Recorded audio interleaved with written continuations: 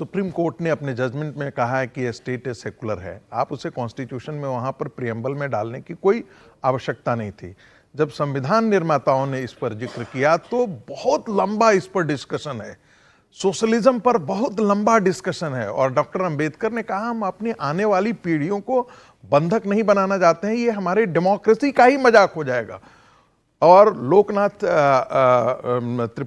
त्रिपाठी थे, उन्होंने तो कहा कि भाई ये जो बड़ा स्लिपरी शब्द है ये सेकुलरिज्म शब्द, और दुनिया के किसी भी कॉन्स्टिट्यूशन में इसका जिक्र नहीं है, हम अपने प्रियम्बल में जा करके क्यों करें। तो जिसको कहते हैं कि what our founding fathers wanted, हमारे जो जिनको कहते हैं कि पितृपुरुष जिन्होंने संविधान या भारत का स्वरूप देखा था, उन्होंने बहुत विचार करके इन दोनों शब्दों को हटा दिया था। अब रही बात लाया क्यों गया, लाया इसलिए गया कि आप देखिएगा 1957 के बाद भारत के पीएमओ में केजीबी का इन्फिल्ट्रेशन इतना ज़्यादा हाई था कि उनके 9 कैबिनेट मिनिस्टर मिसेस गांधी के केजीबी के फंडेड लोग थे।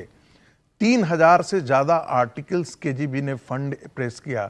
और ये मैं नहीं कह रहा हूं, मित्रोखिन डायरी आप पढ़िएगा तब आपको पता लगेगा कि कितना स्टेट का इन्फ्लुएंस उस पर हुआ था। सीपीआई जो है वो कांग्रेस पार्टी को समर्थन दी थी।